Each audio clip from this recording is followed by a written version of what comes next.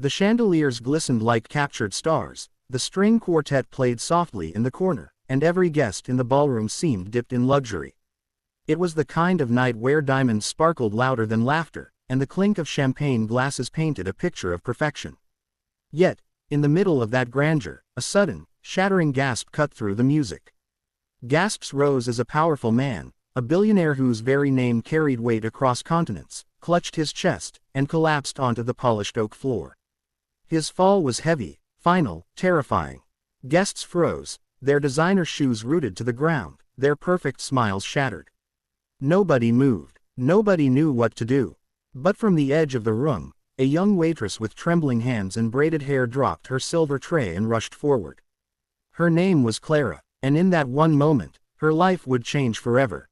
If you believe in kindness, second chances, and the quiet power of ordinary people rising in extraordinary moments, please take a second to like this video, share it with your friends, comment your thoughts, and subscribe to Kindness Corner.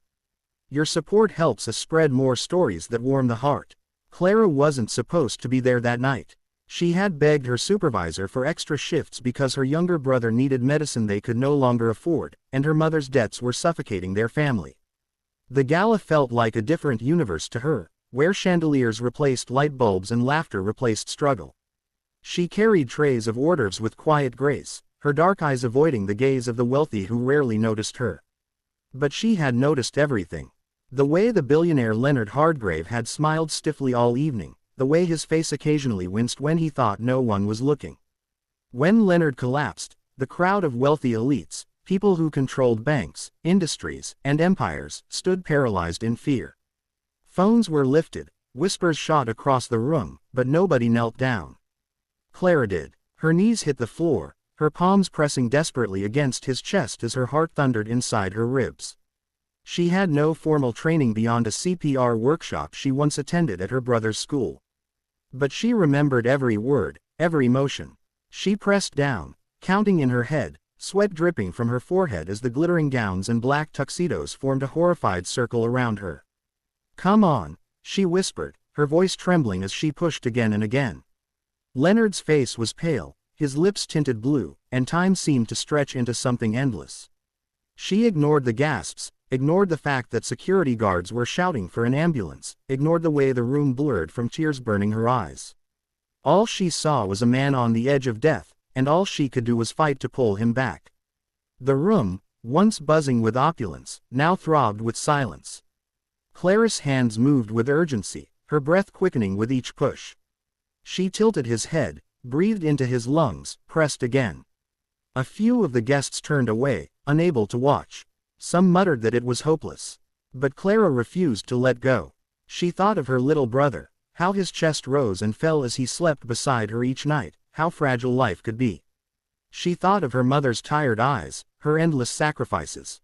She thought of what it meant to fight even when the world expected nothing from you. And then it happened. A faint gasp, a twitch of Leonard's hand, a flicker of life in his eyes. Clara's chest tightened as relief poured through her, but she kept going until she was sure. Within minutes, paramedics stormed into the ballroom, pushing guests aside.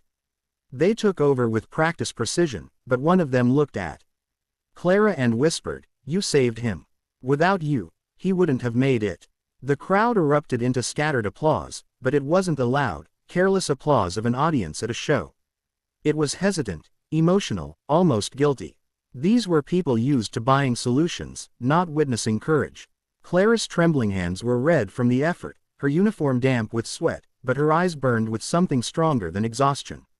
Leonard was taken to the hospital that night, and Clara returned home quietly, slipping back into the shadows of her small apartment. She didn't think much of it. She wasn't a hero, she told herself. She just did what anyone would have done. But the truth was, not everyone would have stepped forward. Not everyone would have risked failing in front of the most powerful people in the city. The next morning, her name was everywhere. Waitress saves billionaire at Gala. The headlines blazed. Her phone buzzed non-stop, her small world suddenly lit by the blinding light of recognition. But Clara kept her head down, tying her apron again, ready to work another shift. What she didn't expect was what happened a few days later. Leonard Hardgrave himself, pale but alive, walked into the very restaurant where she worked. The place fell silent, forks pausing midair, as the billionaire approached the waitress who had sauvéed him.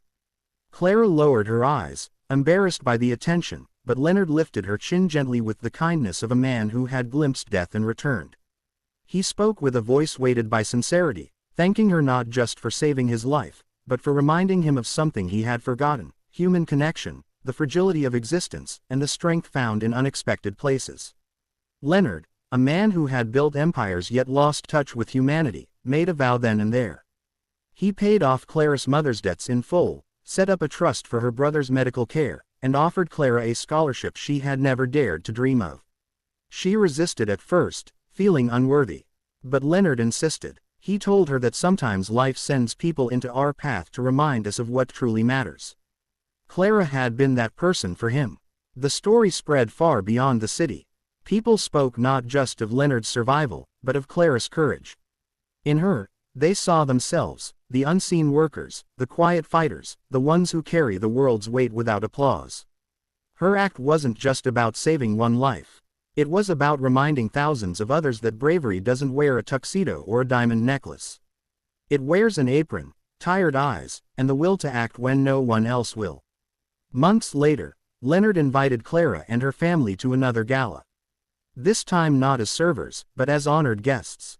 Clara walked through the same golden doors, her dress borrowed, but her heart full. She stood beside her mother and brother, not as the invisible waitress, but as a symbol of courage.